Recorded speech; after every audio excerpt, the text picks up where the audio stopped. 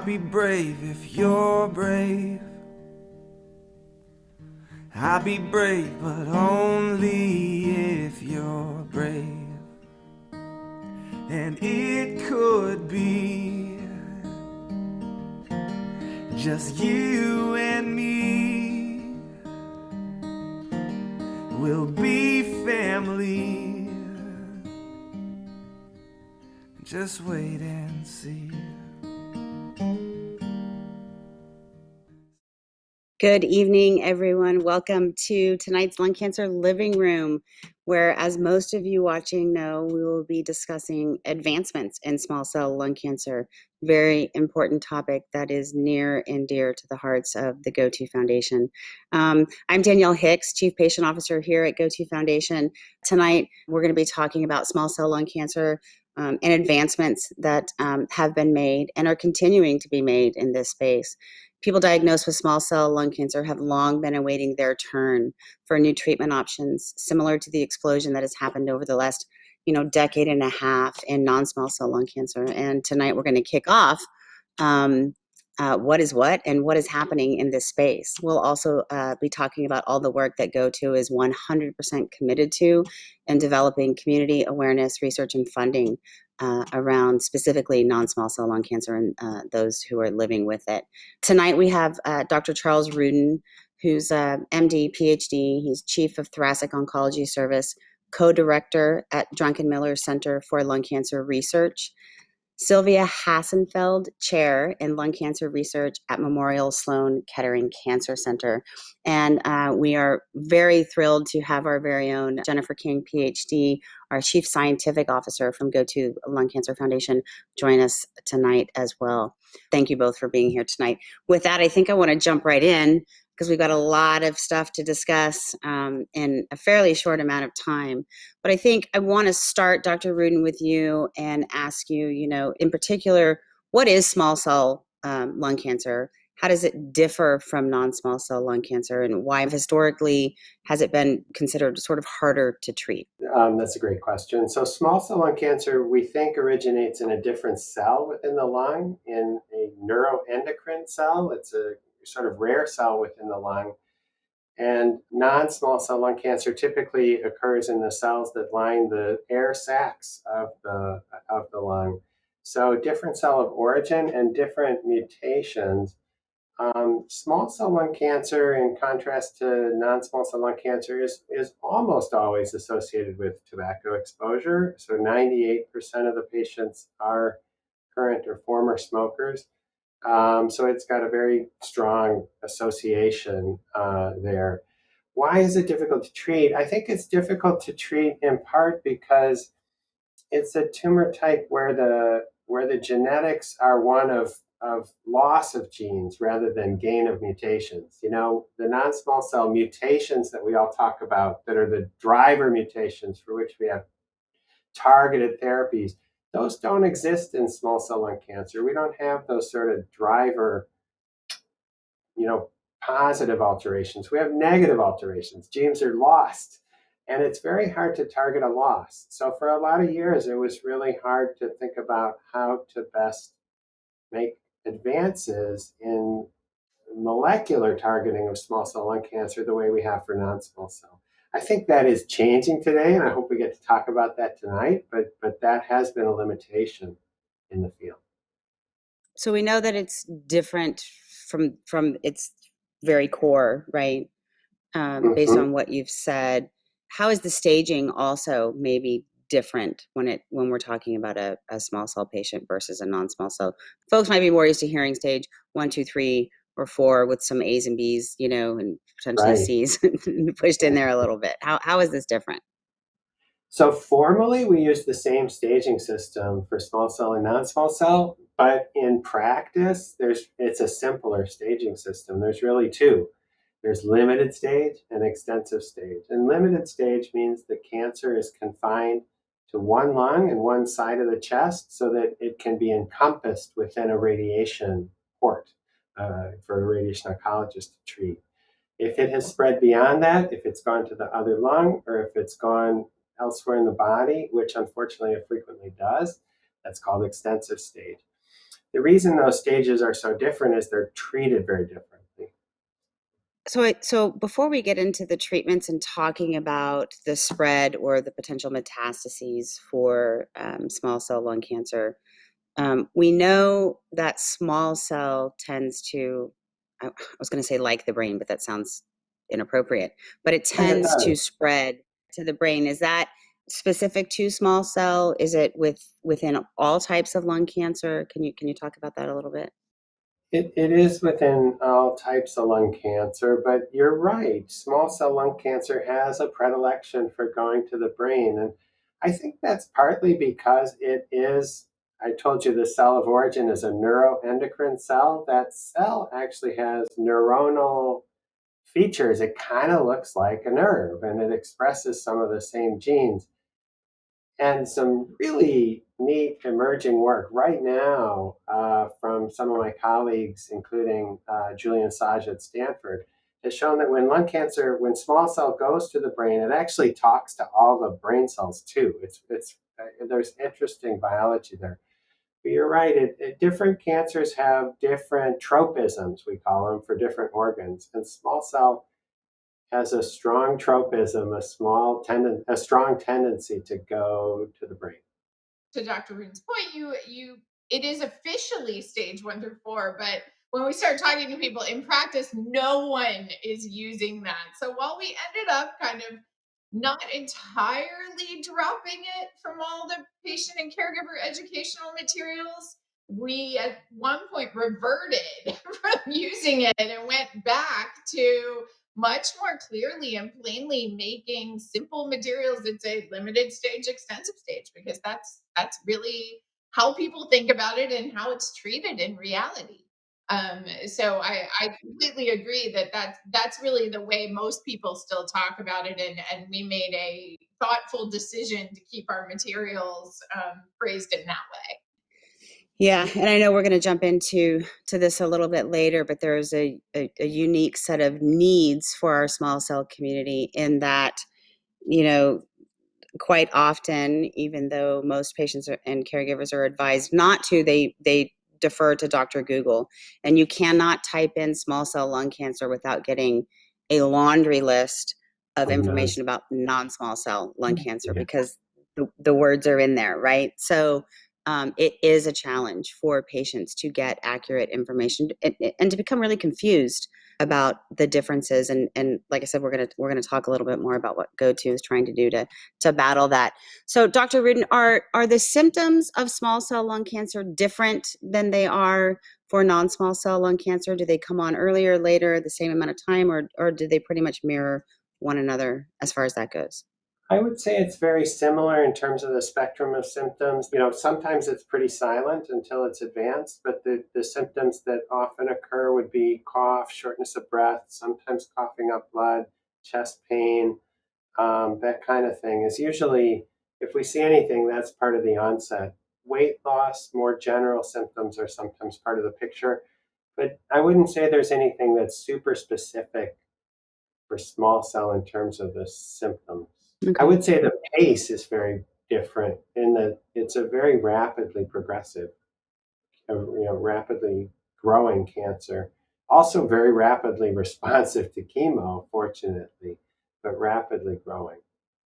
Yeah, and I think that's a good segue into some of the treatment options. And I know, for a better part of half a century, those treatment options didn't necessarily change, right? And now we are going to jump into some of the advancements that are being made, and some of the even further treatment options that are in clinical trials right now. But today, let's start with limited stage. How do we typically first line treat a limited stage small cell lung cancer? What might that flow look like?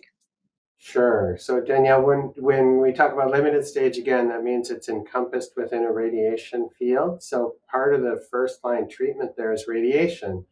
And the goal of the radiation is to kill tumor where you aim the beam, and it's very effective where you do aim the beam. This is a very radiosensitive cancer, actually. It almost always shrinks very nicely. The chemotherapy is given along with radiation, and that has really two roles. One is it enhances the radiation. It actually makes the radiation work better. It's what we call a radiosensitizer. And it treats the rest of the body, because even in limited stage, there's a risk that there's microscopic disease that has spread, not detectable on scans, but there might be individual cells that have floated off and are stuck in the liver or the brain or the bone. And so the chemotherapy treats micrometastatic disease to try to eliminate that. So combination chemo and radiation for limited stage. Is surgery ever used for small cell lung cancer? That's a question we get all the time. Surgery is sometimes used. Yeah, and we advocate for surgery in very early stage cancer, small cell lung cancer. Occasionally we have a solitary pulmonary nodule that's resected and it's small cell. Great. We'd rather have it out in the body and in a bucket than in the chest, you know.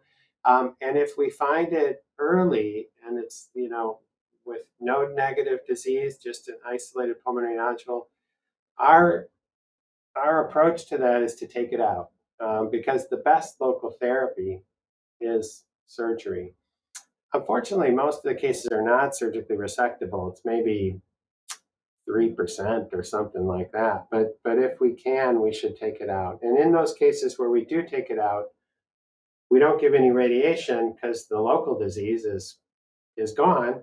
But we do give chemotherapy, and that's really important because it reduces the chance of recurrence because you're treating the microscopic disease that might have spread. So, Dr. Rudin, we talked a little bit about limited stage, and the treatment is the same type of treatment given to those with extensive stage small cell lung cancer? Actually, extensive stage is one of the places where we've seen a little bit of change in the standard of care for small cell lung cancer. The standard of care has always been chemotherapy, and a particular combination of chemotherapy, platinum with an etoposide drug. The change that occurred just in the last couple of years is the addition, Jennifer brought this up, of immunotherapy, which has really changed our first line therapy. So now it's chemoimmunotherapy with one of the PD-L1 drugs added in. Unfortunately, the majority of patients don't respond to immunotherapy, but some do, and it can be transformative for those patients. So we do have patients who are long-term disease-free survivors, even with extensive stage disease, because of the advent of immunotherapy. So before I jump into a lot of questions about some of these new first-line therapies, i.e. immunotherapy, I want to step back a little bit. We talked some about how small cell lung cancer in particular tends to find its way to the brain. And I think historically, and maybe even currently, decisions are made around prophylactic cranial irradiation. And for those folks watching, that means radiation specifically to the brain, a whole brain type radiation, even if we don't necessarily see a cancer there. Is that still used? If it is, can we talk about maybe why? It is, and it's something that I would say involves a significant conversation with the patient because there's pluses and minuses to doing that. For limited stage disease, where about 25% of patients are cured with chemoradiotherapy, we do recommend in most patients low dose whole brain radiation. That sounds very scary, but most of the brain cells are actually very radio resistant. They're not dividing, whereas the cancer cells are rapidly dividing and are very radiosensitive. So that treatment really is designed to eradicate microscopic residual disease that might be in the brain. The brain doesn't get chemotherapy to the same extent as the rest of the body, so it can be what we call a sanctuary site where the cancer can kind of hide out. So that's why radiation is offered in that context. I would say, as I say, it's a conversation because there's toxicity in terms of short-term memory loss, in terms of fatigue, and sometimes real neurocognitive deficits that occur. So I don't refer people for that lightly, but in a case where we're really pushing for cure and we think there's a good chance of it, we will often opt for that. For extensive stage disease, it used to be part of the standard of care, and now I think it's increasingly not. There was a trial in Japan that randomized patients who had gotten MRIs after chemotherapy, and those patients who had a negative MRI were randomized to get or not get prophylactic cranial radiation. And in fact, the group that got the radiation did worse. So that data has really swayed in my practice away from referring those patients for prophylactic cranial radiation. So when we're doing this prophylactic cranial irradiation or PCI, and it is, you said, low dose, is there an option for, you talked about some of the concerns around cognitive abilities and whatnot. Is there an option in this space for a hippocampal sort of sparing low dose Yes. whole brain radiation therapy? Can you talk a little bit about what that means? Yeah, so the hippocampus is the part of the brain, deep in the brain, that's really your memory center. And we can now apply radiation very specifically to avoid areas that are of particular concern. And so there is an approach being looked at called hippocampal sparing, where the hippocampus specifically doesn't get much radiation. I wouldn't say it gets none, but doesn't get much. That may preserve memory function. It runs the risk of not treating all the disease. So is it better? Is it worse? We actually don't know, but it's an option. And it's something that's being looked at now in clinical trials.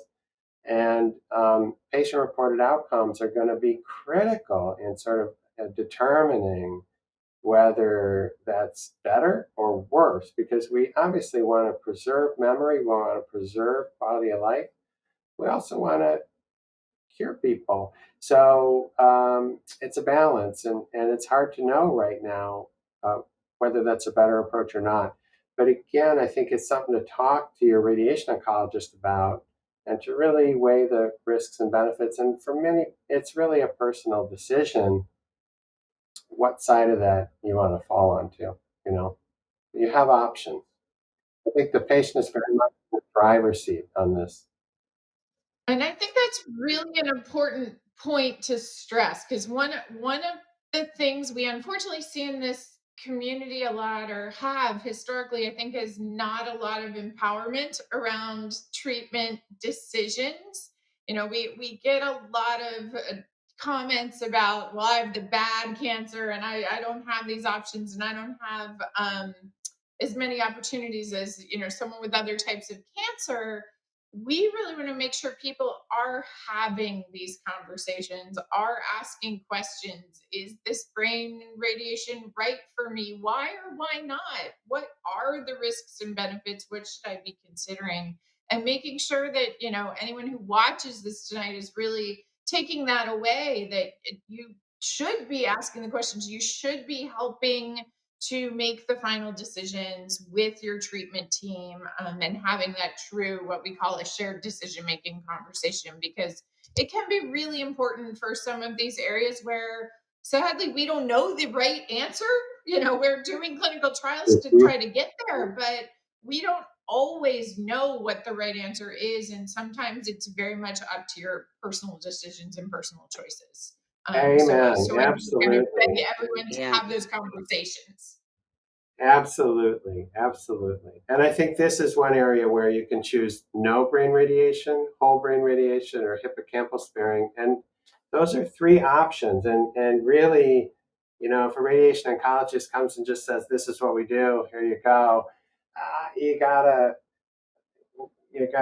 push back a little bit, because there are risks and benefits to all three. And so we really make sure people are informed and then let them be involved in sort of sorting out what's right for them. Yeah, I could not agree with both of you more. That conversation between healthcare provider and patient is so incredibly important.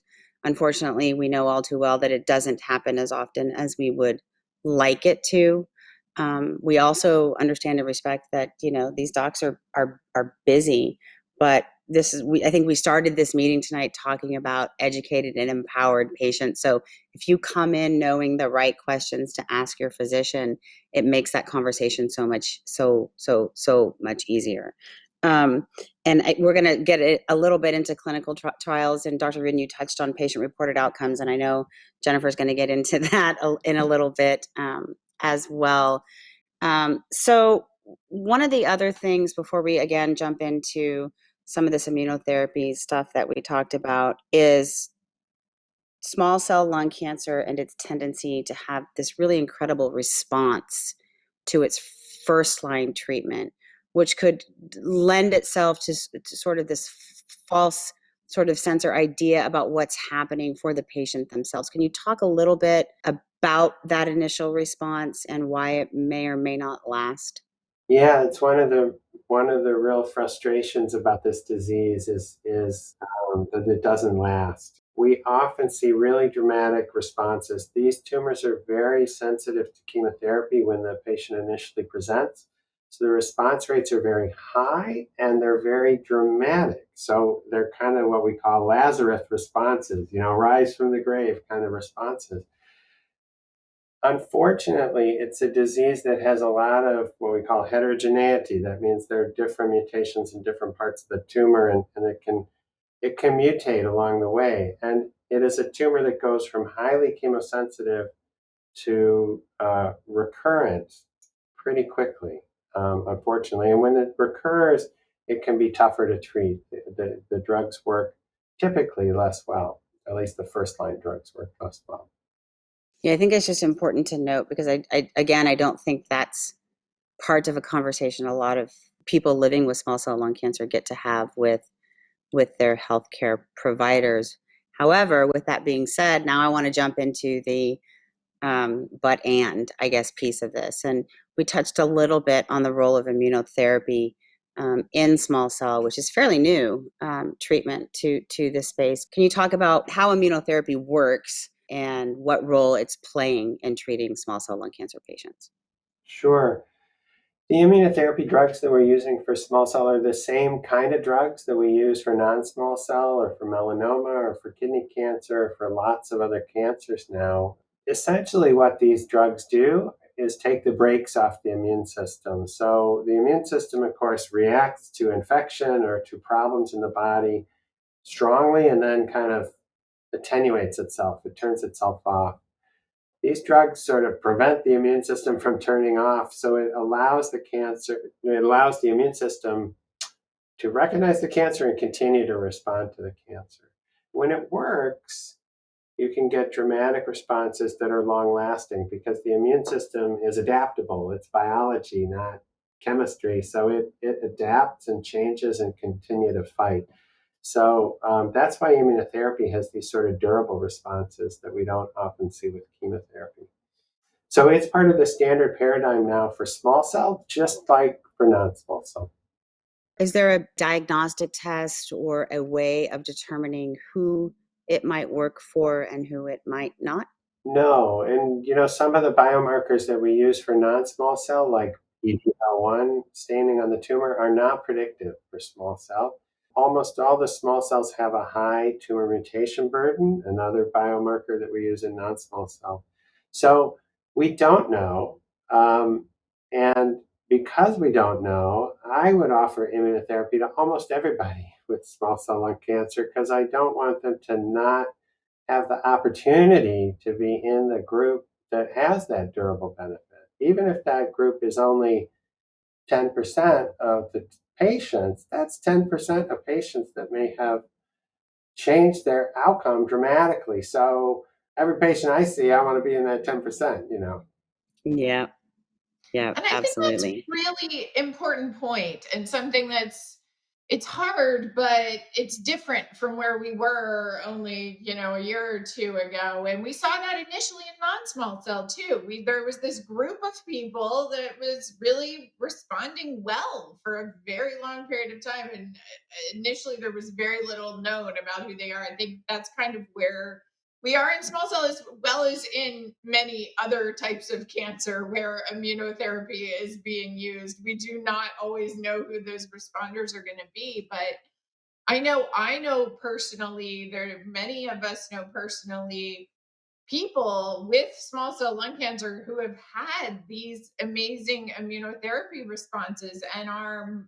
many years out now, and didn't know they were going to be that person. But to your point, there is an appreciable difference, even though we don't know yet who it works for. When it works, it can be pretty amazing. And so it gives me a lot of hope that as the science evolves, as we learn more about the biology, hopefully we can figure out who those people are and target it much better.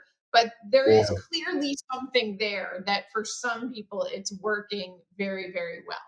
Yeah, and I think that gives us a really important foothold because, if it works in some of the patients, then we need to think about the other 90% and how do we get them to respond to immunotherapy and what are some of the strategies that might prime the immune system to give that benefit to a larger fraction of the patients.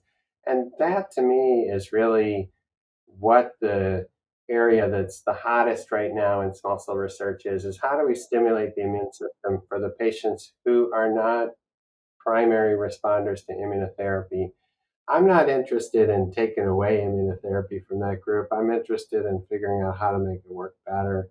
So um, there are very rare people who are not eligible for receiving a checkpoint inhibitor and immunotherapy, and but for the large majority, I think I would offer them the opportunity to benefit.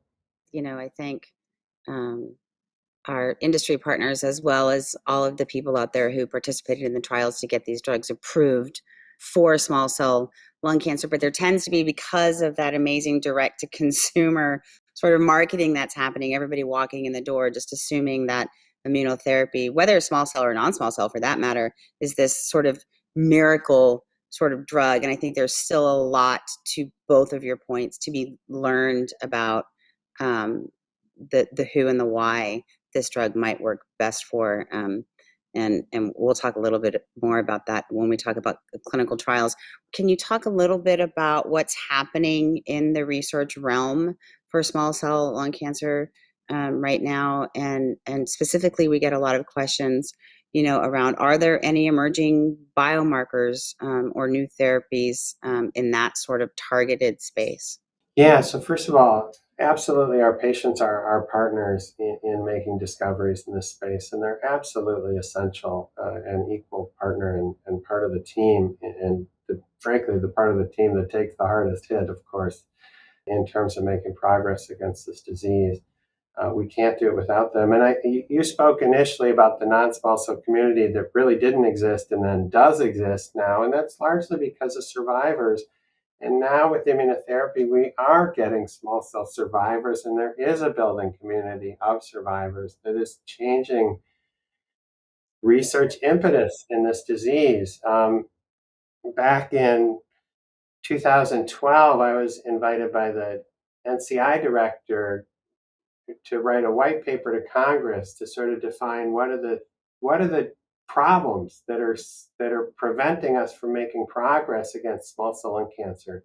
This was part of the Recalcitrant Cancer Act that was focused on small cell and pancreatic cancer, two really deadly cancers in 2012. We wrote this white paper to Congress, and Congress actually set aside funds to the NCI specifically for small cell. So since the last 5 years or so, we've had a small cell consortium of labs funded all over the country that are working on small cell. And this is really bringing forward new biology, new understanding of the disease.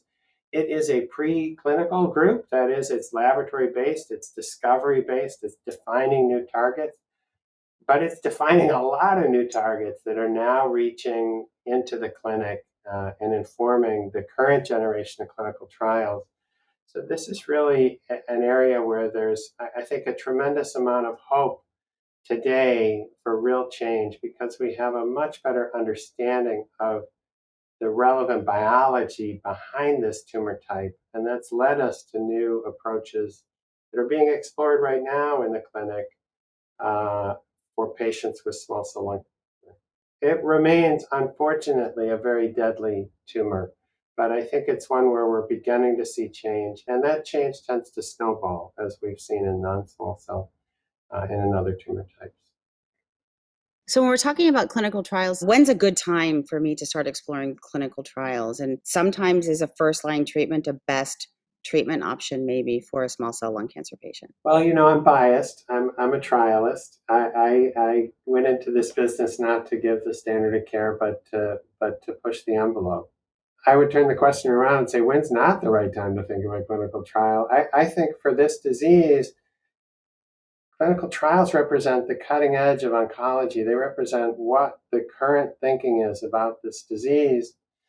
And that's where you want to position yourself. In my opinion, again, I'm biased, but I really do think participation in clinical trials first line makes tremendous sense to me in a potentially lethal disease. And these trials are designed in such a way that patients are treated to ensure that they're at least getting a standard of care and perhaps are getting an investigational therapy on top of that. Of course, that therapy, the investigational therapy, may have toxicities, and many of them fail, so there may be a real downside to having gotten an experimental therapy. But I do think getting the opportunity to participate in those trials and taking that chance, to me, makes good sense. And that's true in essentially all lines of therapy. And I'm also clearly pro clinical trial, but I do think having those conversations up front is really important too. You may or may not choose to do that first line clinical trial, but as we've talked about, for many people, unfortunately, recurrence can be pretty quick. So even if you don't make the choice to go on a trial up front, if you want to try this standard chemotherapy, immunotherapy option, and you and your treatment team decide that's the right spot for you right then, having that clinical trial conversation and saying, well, what would be next if I recur? Are there trials here? Should I be looking at trials elsewhere? What are the options? Is a great place to start that conversation. So we really encourage people to start the conversations about trials as early as possible. Doesn't mean you have to go in it. Even if you enroll in a clinical trial, you are allowed to back out anytime. You have a lot of choice, but finding out about what's out there, and to the point that was just made, that's really the edge of the best science at the moment. It's really important, and we do encourage everybody to ask and have the conversation. Yeah, and patients are free agents, and they can decide for themselves. But I think getting the information is really helpful. And we, of course, there are patients who we recommend the standard of care, but I think having an informed choice is always a good thing. Yeah, I agree. And I think kind of breaking down some of the stigmas, um, around what it means to participate in a clinical trial are so important too, where people are fearful that they're getting zero treatment at all if they're not getting the trial drug, right? And We in don't do that kind most, of trial anymore. yeah, yeah. But I Not still enough. think that that's a yeah, it's a huge misunderstanding in the oncology, population as a general rule. People don't really understand that. They think about it as their grandfather or their great grandfather's type of clinical trial experience, and the same thing can go with chemotherapy, which is a whole other living room. So before we jump into Jennifer, we got a couple of questions that I'm going to combine into one because they're very specific, and it's around transformation from non-small cell lung cancer to small cell lung cancer, particularly as it pertains to a non-small cell lung cancer patient treated with chemotherapy and then one treated with EGFR TKI. Is there a difference in those two? And can you talk a little bit about the transformations? Yeah, this is an area that we're really interested in our group and really actively studying. We see this in EGFR, we see it in ALK, we see it in KRAS treated with KRAS inhibitors. We see it in any targeted therapy group. So this can happen, and it can happen on chemotherapy. It can even happen out of the gate. We see mixed non-small cell and small cell at diagnosis. And so these tumors are what we call plastic. That means they can change their shape. They're shapeshifters. It can start as a non-small cell and disrupt those key genes that are induced in small cell. And then it can look like a small cell, behave like a small cell, and we treat them like a small cell. And those are what we call transformed small cell lung cancer. Honestly, we don't know how to best treat those. We treat them like small cell because we don't know any better. But I think we got to figure out more about the biology of that process and see, are there ways to constrain plasticity and prevent histologic transformation and prevent this sort of event from happening? Because it's a bad thing when an EGFR mutant patient transforms into small cell. Great. And then final sort of clinically related question is, how can you tell if memory issues might be due to brain radiation versus typical aging-related memory loss? Is there a difference? Yes and yes. It can be both, of course. The median age of our patient population is 70, so many of them are older than 70, and that is a group that starts to have age-related decrement in short-term memory, and there are other diseases, of course, that occur in the same population that are associated with memory loss. So it can be very difficult to tease it apart. I think the best hunch we have is really based on temporal proximity. That is, if you radiated in the next month or the next 6 months, the patient's really declining, sort of stepwise in terms of function. I think that's probably our fault, or at least partly our fault. But these are often multifactorial. And I think that's a perfect segue into some of the things I wanted Jennifer to talk about. GoTo Foundation began an initiative about a little over a year ago, specific to the small cell lung cancer population.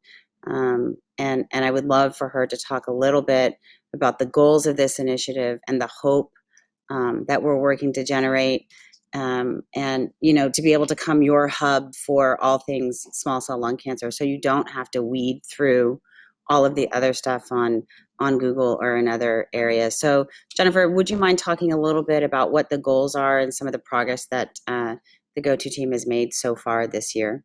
Sure, absolutely. So as we sort of referred to earlier, the goal of the small cell initiative was to engage, educate, support, and empower people living with small cell lung cancer as well as their caregivers, and to really start to build that more supported and hopeful community. So we're really thinking of it as a framework where we're layering on different pieces. We started very much listening. We went out to social workers and nurse navigators and said, what do the people in your community need? How can we best be of help? And that was a great exercise. It led to, one of the first things that was identified were those really simple education pieces that could be used at the point of diagnosis. So that's something we've created now. You can find those pieces at gotofoundation.org/small cell. And it's just a one pager front and back for limited and one for extensive. These are the things you need to know right now at the point of diagnosis. We learned so much from listening to those providers that we've actually expanded that project, and we're now doing a full, what's called a qualitative research study or an interview study in partnership with Vanderbilt University Medical Center, where we're interviewing nurses, nurse navigators, social workers across the country to understand what's working and what's not working with patients and caregivers in that community, where the gaps are, what the needs are. And we are in the midst of the interviews, and it's research that we hope we'll be putting out in the coming years so that everybody can benefit from it. It's really exciting. At the same time, we are listening to patients and caregivers themselves. There's also a survey you can find on that webpage, and people who call the helpline we're talking to really understand what's missing, what are the needs. As we begin to provide that education, we are also providing support programs. So that's really the next level. We don't want to provide education without support. We are doing all sorts of things. The living room, we have peer-to-peer support networks with phone buddies where you can be matched with someone. I mentioned our helpline. We have the treatment and trial navigation team with Lung Match. We're really trying to be there for the patient community as much as we can and provide as many mechanisms of support as we can over time. All of this is actually already starting to pay off, even though this is a relatively new initiative. Over the past 6 months, our calls to the helpline from people with small cell have doubled. So we're seeing more people reaching out, more people looking for education, and then we're able to connect more of those survivors in hopes of really building out community in the same way so that people can learn from each other as well as learning from us. And then the last piece is kind of what we've been alluding to a lot tonight in different ways, which is as we start to educate and support and strengthen the small cell community, we want to make sure we're also learning again. We sort of started with learning and ending with learning, but we need to learn about the patient reported outcomes that we heard about earlier. There are big questions in oncology of small cell about what is best for a patient that can only be answered by someone who's being treated. So, can we get people to join the lung cancer registry and give us that patient reported outcome data that's so needed so that we can shape care properly? As we build out the community, can we help with accrual to clinical trials? Some of these clinical trials are going to be so important for approving the next generation of drugs. Can we do more research to really benefit the community and help all the efforts that Dr. Rudin talked about how we're really bolstering, and NCI and others are supporting research in this area? So we view this as such an important initiative that starts with listening, ends with really learning from everybody, but is a continuous cycle of how we can provide education and support. So I encourage everyone to go to that page, go to foundation.org/small cell, reach out to our team as needed. They are here to help. And we are constantly trying to add on and improve what we're giving out as resources.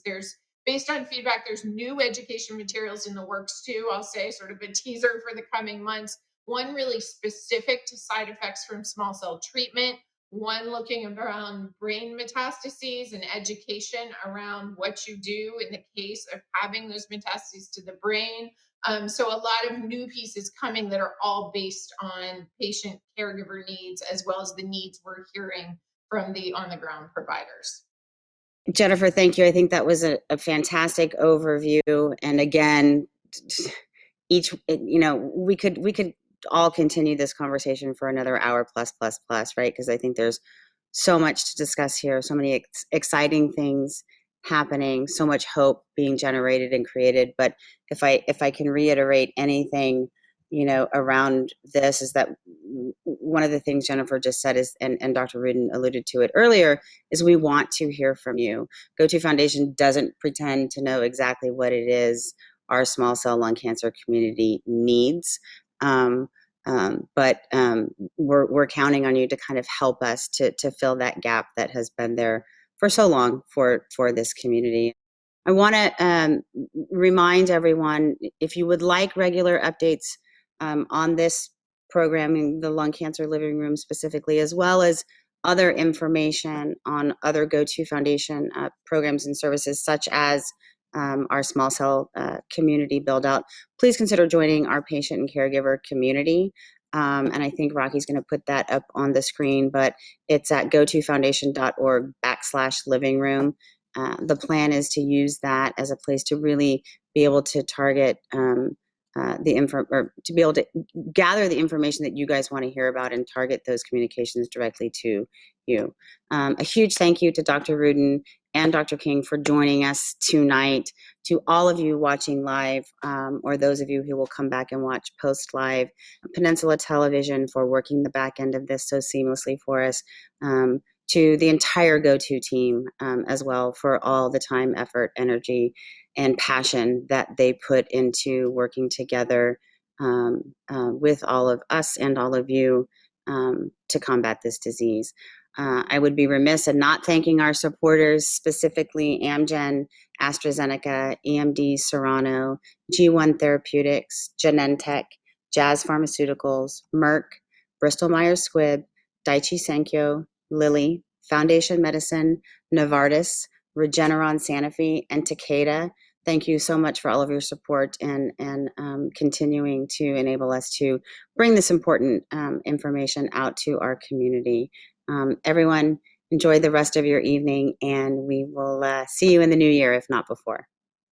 Oh, I'll be brave if you're brave. I'll be brave, but only if you're brave. And it could be just you and me. We'll be family. Just wait and see.